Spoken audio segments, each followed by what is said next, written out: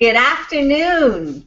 Thank you for joining us tonight on Epic New Media. And you might be wondering what EPIC stands for. And it stands for Exceptional People Impacting Community. I'm Dr. Jessica Vera, and I'm your host for this evening, but I'll be happy if you just refer to me as Dr. J. That's what all my friends call me. Epic New Media is going to be broadcasting once a week, and it's going to provide a platform for exceptional epic individuals who are making an impact in their community. Not only will they have an opportunity to broadcast their genius, their skills, their hacks, their strategies, the way that they do life, but also they're going to share with us how it is that they have taken all of that brilliance and used it to impact their community in a significant way. If you're joining us this evening, please sign in and let us know where you're from, and we will continue the conversation. So let me just go through a little bit of housekeeping rules so that I can be mindful of everyone's time, and I'm going to ask that we leave our questions to the end of the forum. And as I said, typically, we're going to broadcast once a week on Wednesdays at 3 o'clock Eastern Time, but for today's first broadcast, we have a change of time to accommodate just those that were going to be present with us. So again, hey Tanisha, nice to see you out there. Thanks for joining us. So thank you again, and here we go. We're going to go live right away because, as I said, I'm going to be mindful of everyone's time. So, Epic New Media. Why Epic New Media? Why did I create it?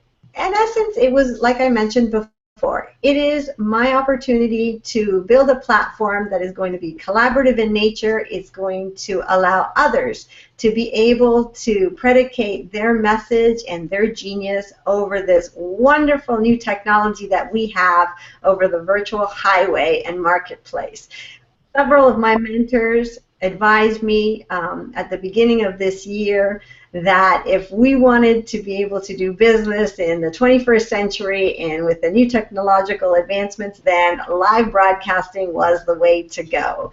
And that those that weren't getting on board were going to have a difficult time of maintaining their virtual businesses, especially with the advent of Facebook Live and other live platforms that now allow live broadcasting. So this is my leap of faith, jumping into it with both feet first, as I have always done in everything that I do in business and in life. So a very quick synopsis about myself in case we haven't met before. I am a specialist in forensic human sciences, leadership, and a specialty in trauma. I'm not only a clinician, an academic, and an entrepreneur, but I'm also a trauma survivor. So I bring with me quite a bit of experience and also some knowledge and some wisdom that hopefully I'll be able to share personally, but also collaboratively with my different guests that we have every week. This week we have an exceptional woman who is a globetrotter and who has been advocating for the rights of children and women who have been exploited and who are today still being sex trafficked. And as most of you know who are watching, that is a cause that is very dear to my heart. I just came off a freedom challenge that was specifically for advocacy of those enslaved in the human sex trade. But in particular, this broadcast was of interest to me because of the fact that this exceptional woman not only is an activist, but she's a mother and a feminine entrepreneur who does worldwide business in consulting and strategic management, and she is Cynthia Bendelin. You might have met her briefly during the launch of Rise Up that occurred just earlier this week. She's now becoming a dear friend, and she's joining us all the way from Paraguay. So I'm going to put Cynthia on the big screen so that you could meet her personally while I just give you a little brief background of her expertise and knowledge. Cynthia, you're on the big screen. So hi, how are you? Good day. How are you? Good, Cynthia. Nice. How are you? Very happy to be here. Thank you for joining us from Paraguay. So let me give you a little edification for a few seconds. Cynthia holds several diplomas and graduate diplomas in strategic management, mediation, and arbitration, as well as in small business negotiation. She's completed a plethora of advanced educational courses internationally and domestically. She won the prestigious International Woman of Courage Award in 2008 through the U.S. State Department, and has led many leadership initiatives in prevention and combating trafficking of persons in the tri-border area of Argentina, Brazil, and Paraguay. Ms. Benderlin is an international consultant in participatory strategic planning and mediation. She's the founder and CEO of her own company, and I'm not even going to try to state the name of it because I always get it wrong, but Cynthia, I'm sure, will fill that in. She's an activist of human rights, and she has a passion to prevent organized criminal activity of human trafficking. She's led several worldwide initiatives in education and advocacy, and she is a prominent voice for those that do not have a voice in this social injustice. So without further ado, and without going into more detail, because I want to give her something to say in reference to herself, let me introduce Cynthia Benderlin. Cynthia, you've got the stage. Thank you. With our audience. Thank you. You want to share a little bit about yourself that I may not have covered? Well, after that introduction, it's a little bit, difficult to talk. But what I can say is that my experience has to do with using a tool that is strategic planning for many things, and particularly interconnected with my cause, which is combating human trafficking and especially sexual children exploitation. And I have the privilege to work in Argentina, Brazil, Uruguay, Paraguay, Bolivia, Peru, the United States, Italy, and Spanish through that tool and networking the three sectors so as to combat human trafficking, which is the way of slavery that unbelievable after all the development of humanity, we still are talking about slavery in nowadays. So I feel very much grateful for this space today, because for me awareness is very important, and in this theme about human trafficking, we are all connected. All the countries of the world are connected, and so this is very important for me. Thank you very much. Thank you, Cynthia. Well, before we dive into some of the questions that I've prepared to get to know Cynthia a little bit more intimately, as I mentioned, as mom and entrepreneur and activist, I just want to share with you all the quote that I have chosen to open up Epic New Media. And the quote is by none other than Martin Luther King. And it basically says that everybody can be great because anybody can serve. You only have to have a heart full of grace and a soul generated by love. And I earnestly believe in this quote. I believe that everybody has the ability to be able to impact others in a very substantial way. And my life's work has been to be able to draw out of individuals who are not able to see in themselves the strengths that they have, that they're able to then, as gifts, that they are then able to share with the world. So again, thank you for joining. Thank you, Cynthia. And so why don't we start with the word for today. As I was in the word today, the literal word for me, which inspires me every single day, it's how I fill up. The word that continues to resonate with me and that I shared during the launch as well is the word entrusted. But in this context of today's broadcast, really what I'm more honing in as I refine my understanding of being entrusted, as it means to this broadcast, it is definitely entrusted with several very critical and specific things. We are entrusted with life. and we have one life to live, people, and our days are numbered. So it's very, very important that we live each life intentionally and that we purpose to make a difference. We're also entrusted with love. And love, for me, is all-powerful. It allows us to be able to take all the encumbrances and challenges of the day and of life and to be able to find things to be grateful for in the hardships and also things to just edify others and ourselves in love. The other thing that we're entrusted with is our children. Those of us who are parents are very much entrusted with our children, and they are a gift, and we should never forget that. And as a gift, we have a responsibility to be able to teach them in the ways that will help them to be able to live life fully, but also impactfully in the lives of others. And we're also entrusted with family, and family is precious. My Latin background, that is a core value, familia, as I'm sure Cynthia can attest to. And family doesn't just refer to, you know, your biological siblings and parents, but for us, in the Latin culture, family means all that touch our heart become family. And once you're a part of the familia, it's really hard to get rid of us. And the last that came to mind is that we are entrusted with the responsibility of others.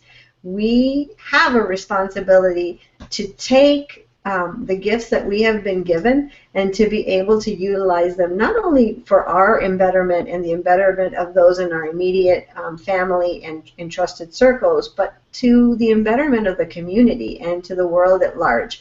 I don't think there has been any time in history that we have been better positioned to be able to work together collaboratively to have a universal impact on the world.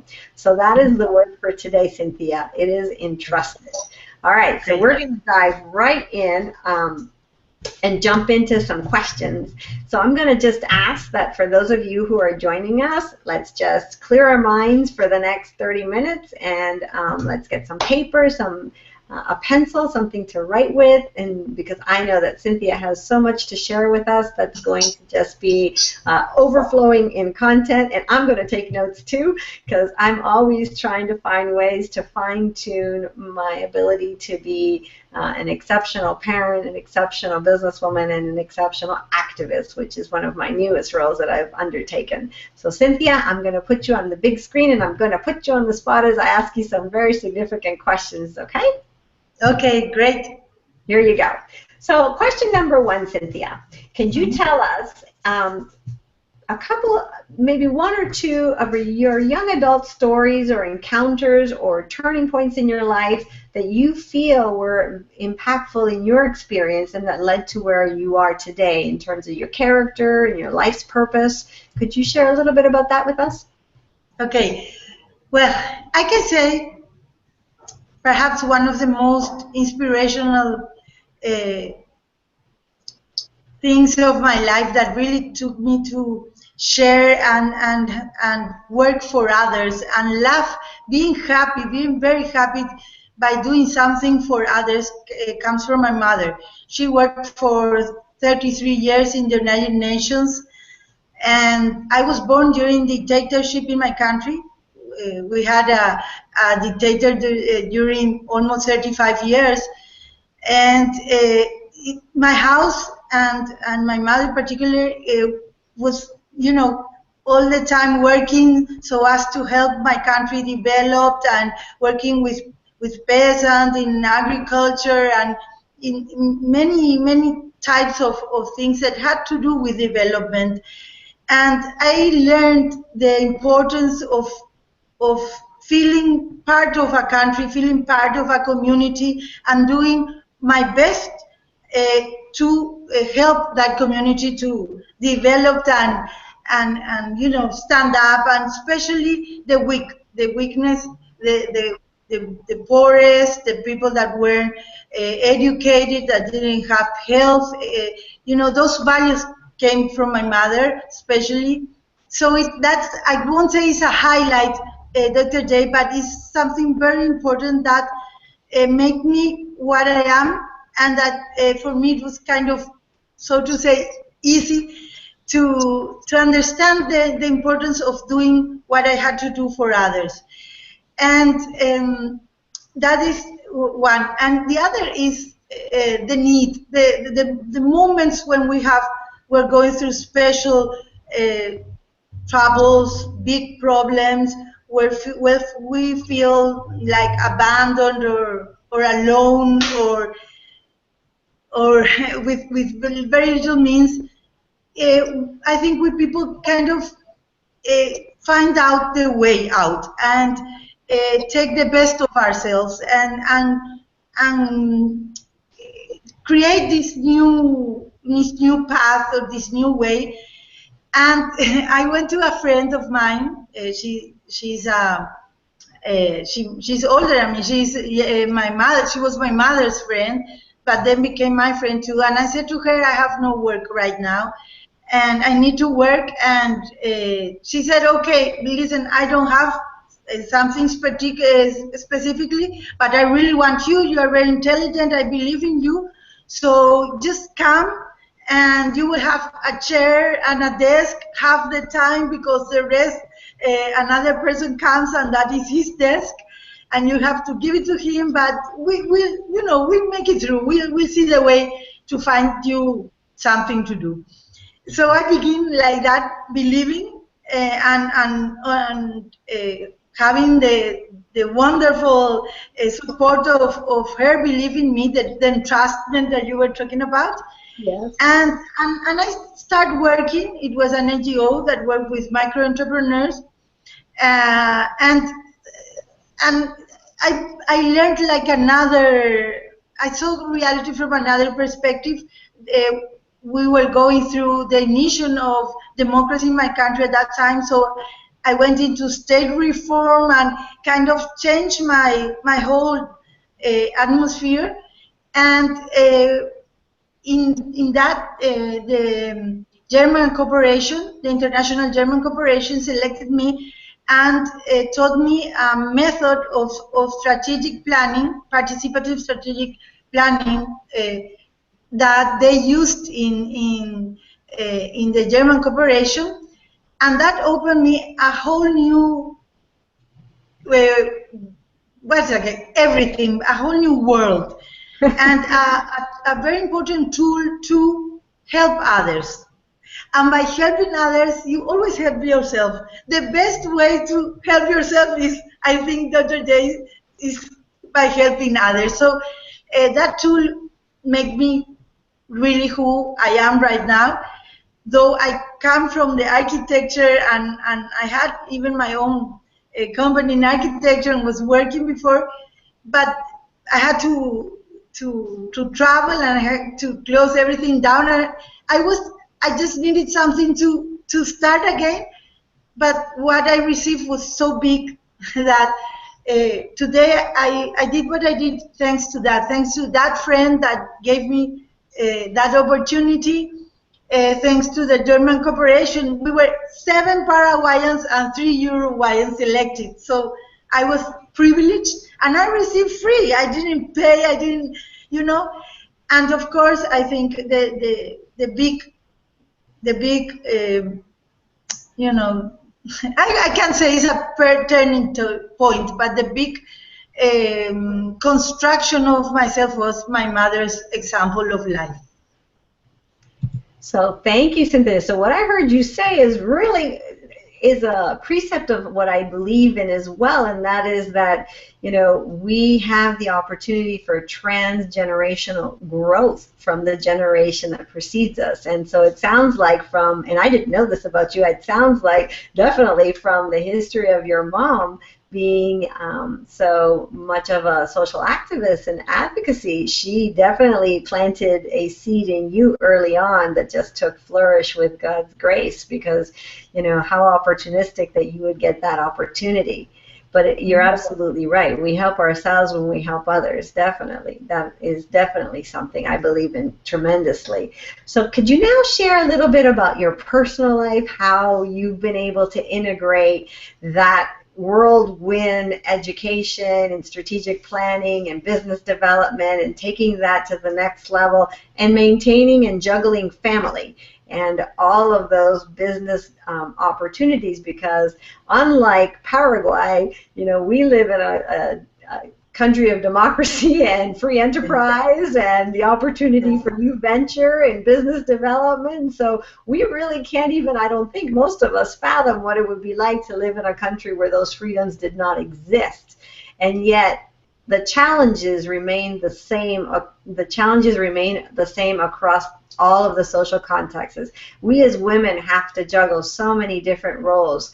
And so could you give us a little insight on your wisdom in reference to how you've been able to juggle business, entrepreneurship, and family? First, I have to say it's not easy. But at the same time, I am a person that believes in freedom very much. And what I did is, really, during 11 years, I tried to have a son. It wasn't easy for me to have a son. I went through a lot. And finally, when we decided, my husband died, to adopt a child, that's the moment that I got pregnant. And the doctor said, Cynthia, don't stop working. I was expecting someone to say stop working. And he said, don't stop working, because if you stop working, then you'll concentrate in all the problems. I am diabetic. I have been for 27 years now. And so I had to, be very, very careful with all my health and all that, but I have to work. So for me, having that child was the biggest blessing I had in my life. And that is also a reason why I'm so much devoted and to work for children. For me, children are the best of the world. And he was born when he was 6 months because of my diabetes. So it was, very special. He was for almost a month in UTI, in intensive care unit, and it wasn't easy. To speak the truth, it wasn't easy. But I have a lot of defects, but one virtue, and you talked about that in the beginning of the program, which is I believe God put us in this earth, beautiful earth, to be happy. So I kind of focus or do whatever I do with that happiness, and I have a lot. I am very grateful to God for all the blessings. The biggest blessing was the son. So for me, though I worked a lot, and sometimes even, through all the night and everything, I always had the moment to be with my family and sharing, And then if I had to work during late at night or early, very early in the morning, I do whatever sacrifice. But for me, that sacrifice is only physical, because in my mind and in my heart, I had all the rewards. So for me, it is important, though, to understand that we have 3 dimensions: the physical dimension, the mental dimension, and the spiritual dimension. And we kind of have to, live life trying to equilibrate all those dimensions. And it's the same with family, work, and what was the other word, the other definition you used, Dr. J? It was like activism. Yeah. Well, so what I did is, first of all, I received the activism example from my mother. So for me, activism is like to breathe, Right. And I shared with my family. I shared, especially with my son. I am doing what my mother did with me. I take him to workshops, to to whatever whenever I can share with him, I share with him my activism work and world. And so he knows about human trafficking, he knows about sexual exploitation, he's very aware of of my causes and human rights, but he also understands the importance of entrepreneur, of generating work, and because those are key tools for people to be able to reach their goals and grow, professionally grow, which is one aspect of our personality that is very important. So I kind of build it up together, and find moments where there are holidays and you cut and you put aside all the problems and all that, and I love to dance, I love to sing, I love to share what, like you said, our families here are huge, and they are even bigger because our friends become like family. So I have a lot of friends, and you have to keep the relationships going, so you need to have contact, moments to contact. WhatsApp helps a lot, but it's not the same as being directly and with all those people. So on weekends I am surely time with my big family, a bigger family, from my mom's side, from my father's side. I am with some friends. I share with my son.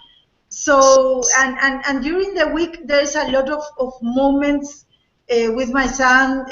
I like to take him to school, for example, and chat with him, and we like to do things together. We share taekwondo at one moment, and for me it is very important. The time I give to him is the precious time for me, and when I look back, I never regret all I did. And work, to speak the truth, work is a big issue in my life, and I have to kind of put, it's not easy because the need is always there, but kind of put a little bit of break and administrate. And also another thing that is very important is that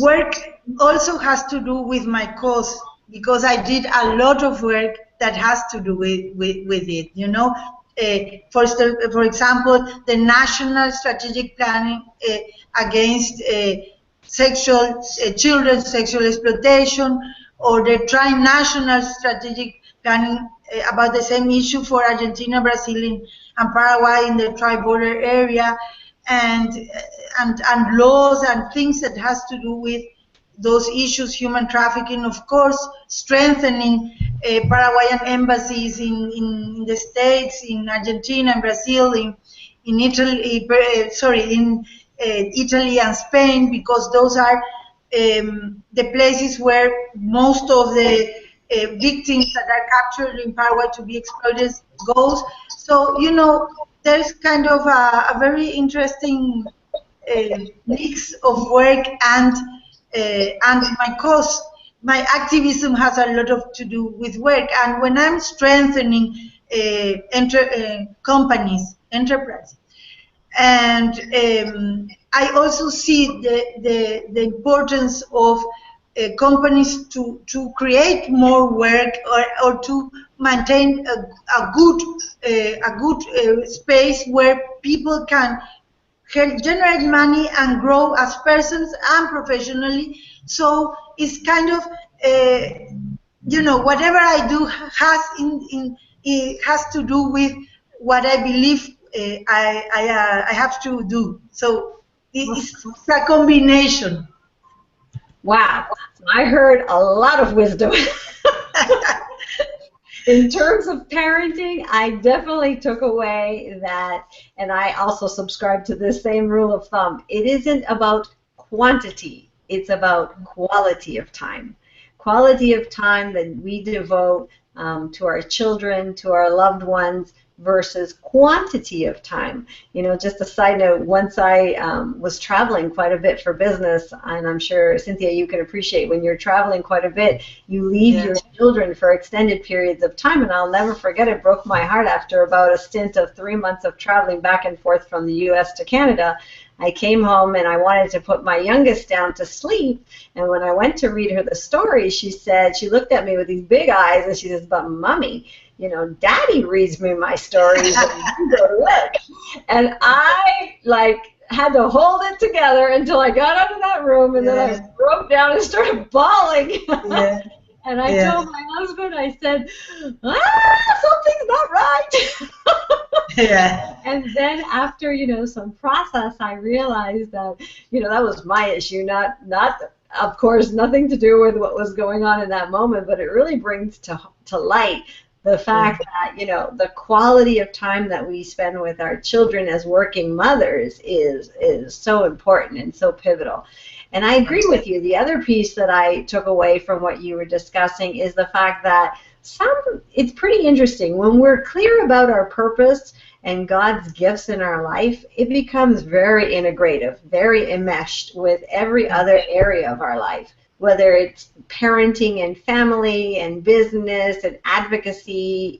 It all kind of intermeshes, for lack of better words. It's integrated because, as you said, a lot of the strategic work that you did ended up working within the realm of exploitation and human trafficking. And interestingly enough, I'm finding the same. The more I become involved and passionate about being an advocate for victims without a voice and exploitation here domestically in the U.S., it's interesting. You know, what's coming forward is all sorts of requests for speeches and education and awareness and prevention. So it's kind of like you put it out into the universe and God just makes sure that all the right doors open at the same time and everything just kind of gets integrated between professional, business, and family. It all kind of comes together. I also took away that, you know, you inherited your mom's gene of advocacy and humanitarianism, and that's ingrained in who you are.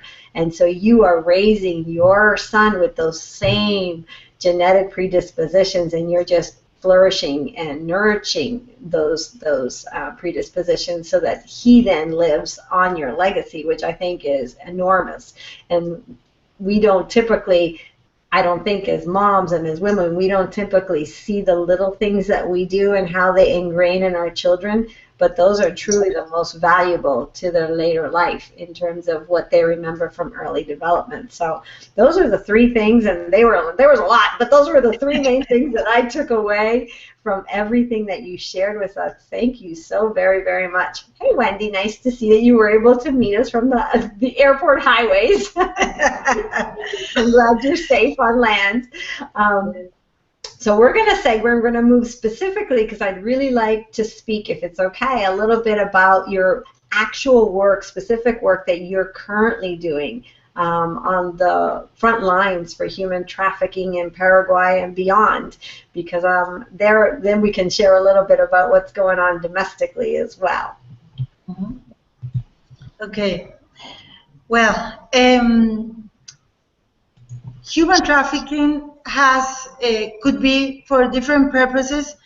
Sexual exploitation could be for forced marriage, for labor exploitation, and a lot has to do with mules today. You know, people that are captured, they are being obliged to swallow little cocaine balls, and they take it in their own bodies, you know, in their stomach.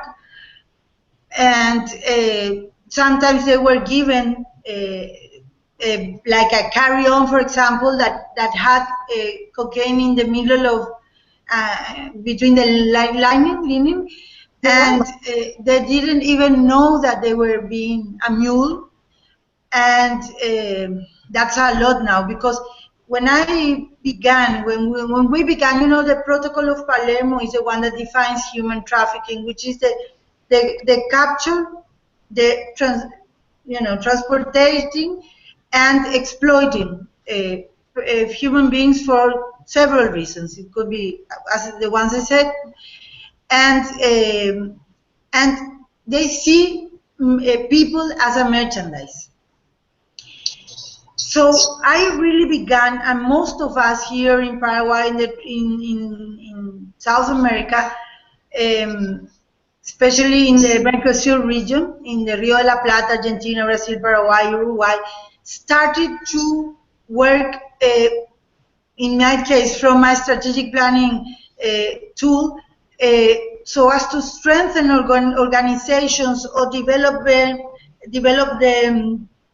laws and all the normative that we needed to detect, to protect victims, to reinsert them to a social normal life, which is very complicated, especially with victims that has been sexually exploited, and to persecute the criminals, exploiters, and especially, which we have done very little, to prevent human trafficking. So I worked within various areas, which it was the national plans that I talked about, children's sexual exploitation, but all that has to do with the ILO, the International Labour Organization, against child labor, many of which has to do with preventing human trafficking, and we were already working, creating NGOs to attend victims, working to do working awareness, working in changing legislation, working in protocols where, for example, in the tribal areas that you have 9 police, the Argentinians, the Brazilians, the Paraguayans, and different laws, penal laws, that, for example, in Argentina, the one that directs the investigation is the judge. In Brazil is the police. In Paraguay is the prosecutor. So you have a huge bunch of actors that has to work together with different legislations so as to prevent, to capture the exploiters and to rescue the victims. And it's a lot of work. Really, there's a lot to be done. And a lot of, if you look back at the process, we have done a lot. But we began from sexual exploitation, children's sexual exploitation, and then with the help of IOM, of International Organization of Migrations, we saw the children's sexual exploitation from a different angle, which was organized crime. Organized crime, the maps were behind, and the way you have to tackle human trafficking is absolutely different.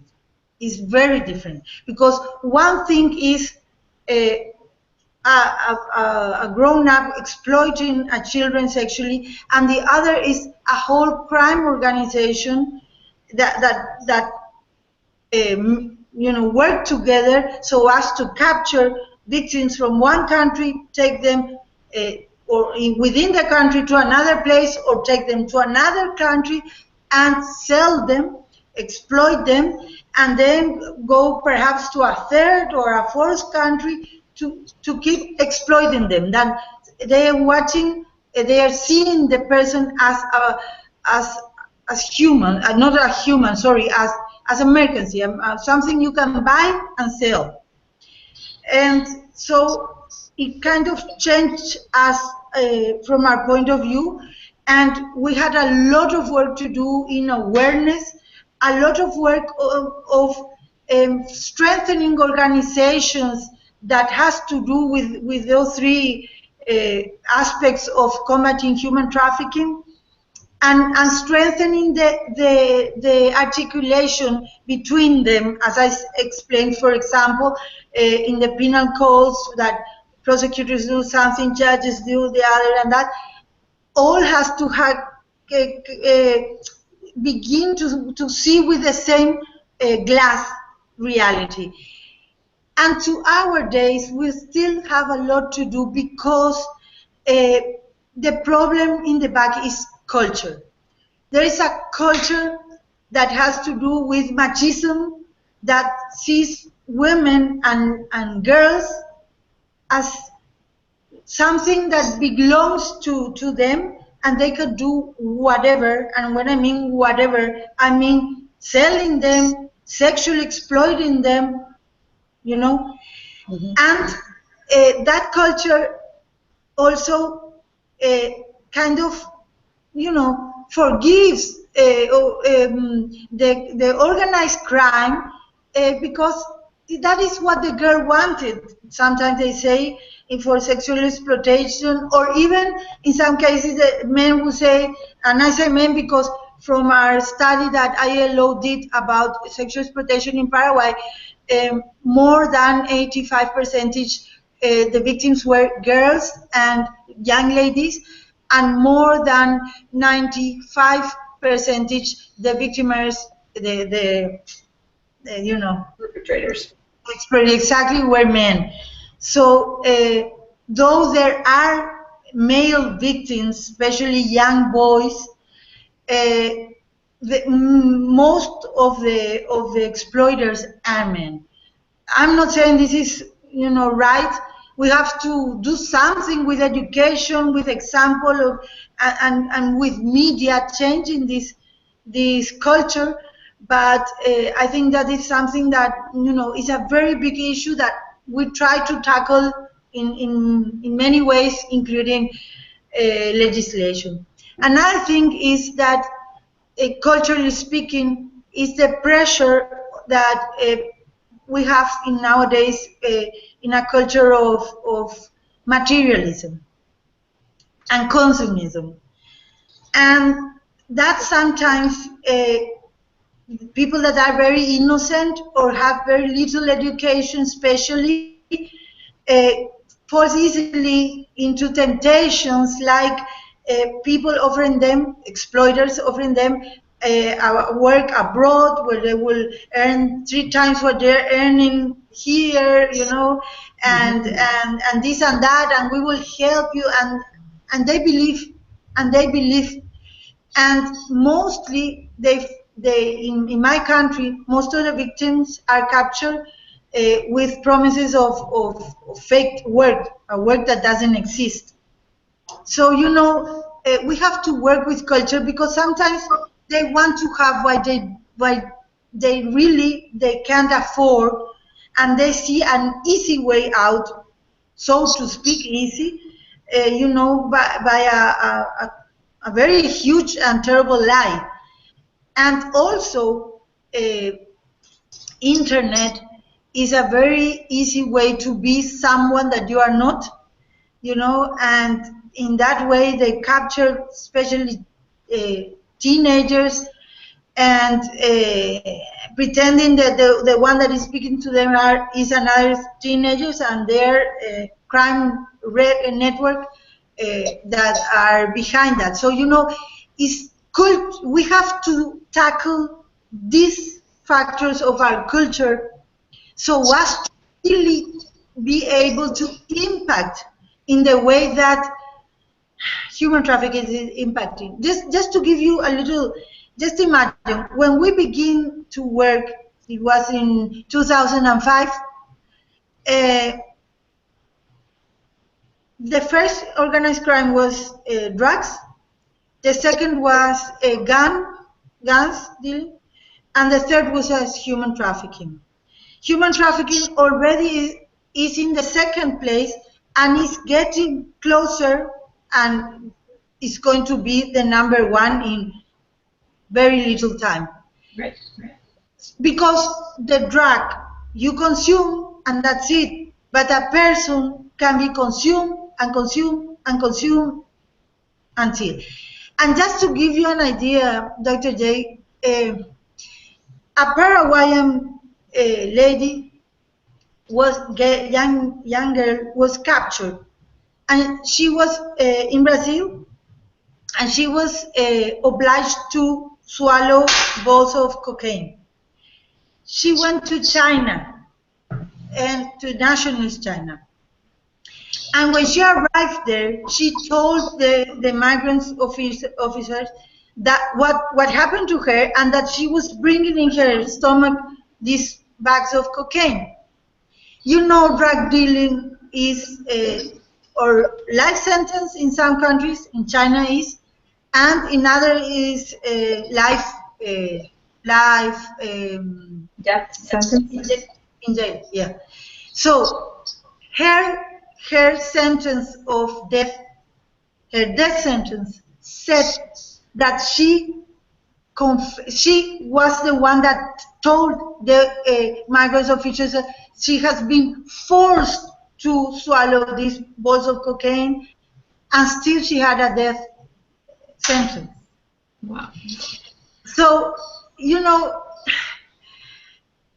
it's so much that has to be done. The work is so big, you know. So we have to work a lot. We have to work a lot in awareness. We have to work a lot to kind of put these ideas in the culture, because in our culture it is logical to exploit a girl if she's pretty, a young woman. You know, we put the victim the label of prostitute, which if she wants to sell her body or an image of her body and she is old enough to do it, that is one thing. But from freedom, not as a slave. And we're not talking about prostitution. We're talking about sexual exploitation, which is totally different. But society and communities and sometimes the families of these victims see them as prostitutes. Right. So we have to change our glasses. We have to work a lot to make everyone understand the risk and to see things the way they really are. Right. Cynthia, you segued in beautifully, and thank you so much for the passion with which you are sharing your experience. And let me just tell you, your experience is not that far different from our own, even living here in the United States. The culture of machismo exists because the second largest population in the United States is Latin. And so it's integrated into the North American culture as well. Sue, if you'd be so kind, I think what I'd like to do is I'd like to interject a 2-minute video that I think will bring things to the perspective of how the culture that you speak about is shared in the U.S. and how we as moms and business individuals can't, you know, close our eyes to the reality of what exists. And so I'm going to see if I'm going to put Sue on the big screen and ask Sue if she'd go ahead and play the video, which I believe brings it home in terms of what we are dealing with here in the U.S. What's up, guys? I'm Toby Person. How easy is it for a pedophile to pick up an underage child using social media?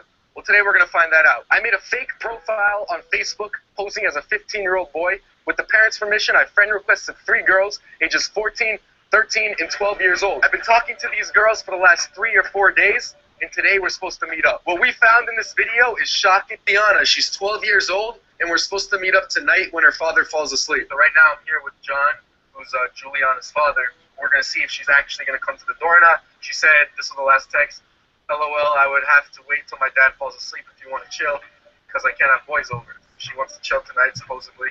What do you think about that? I don't think she's going to open the door.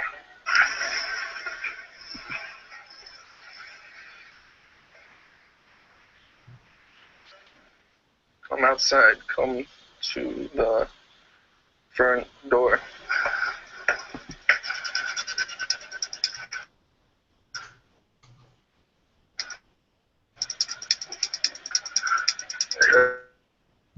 Ready?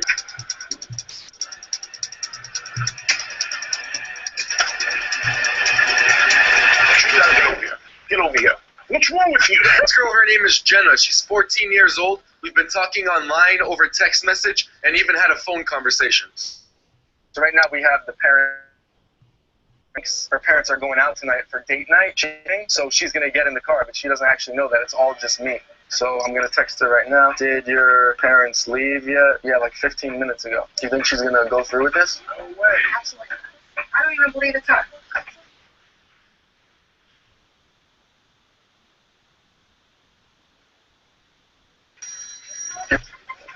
She better not be coming out. Yep. I see someone. Can't believe this. Yeah. Oh, I think we lost the feed. That was the end of the video. Okay. Looks like we lost the feed. Well, let me just give you the end of the video. This young little girl that's about 14 years old gets in the van, and her parents, who were masked, grab her, and she starts screaming and going absolutely crazy because she just got into a car with 3 unknown people who were masked and had no idea that it was her parents and this gentleman who was doing a social experiment. I share this only because this is the reality of what I see every single day in my work with the state. Our kids, our community kids, your children, my children, they're being, coerced and manipulated on social media, and we're not even aware of it. This is going on as part of a culture, and now with the black web, most of us who are in our 40s and mature are not even as versed in technology, and so therefore we don't even know how to access the black web, and these kids are on there as just routine social activity every single day, and as you said, it's become very much a criminal activity. And so here in the United States, it's organized crime, and it's also gang-related crimes that we are seeing a huge increase in prevalence.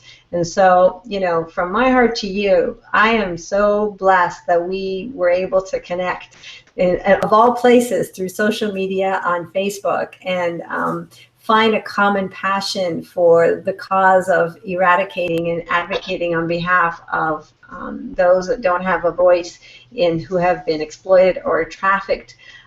It is in our backyards, people. We can't close our eyes, and we have to very much be aware of the enemy's grips. And there, the same way things can be used for good, like the internet and these broadcasting networks, they can also be used for evil.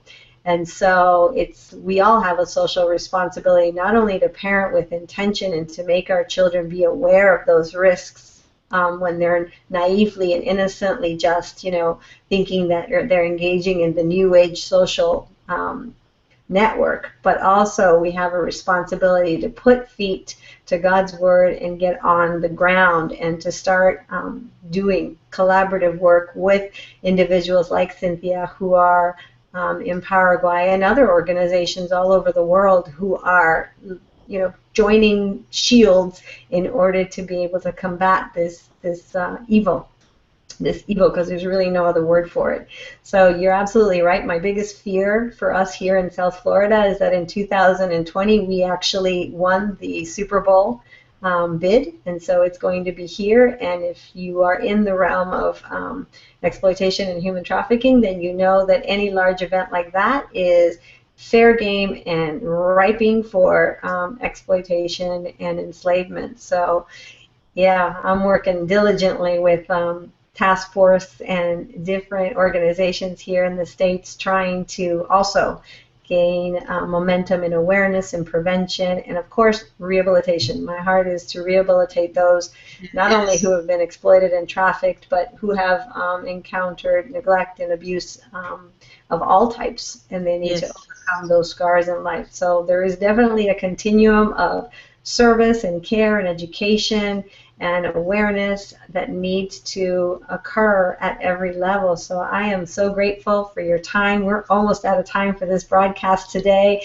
I wish we had more time to talk, Cynthia, maybe at a later date, or if anybody is interested in gaining more information about how you can become involved, or if you would like a PDF on parenting tips on how to speak to your children about this highly sensitive topic, but yet meet them at their level so that you can equip them to see the risk indicators, you can find that all on my website at www.drjvera.com. I'm going to put it on the chat for those of you who are with us live, and for those who are going to get the replay, I'm definitely going to attach the resources to the replay so that you can download.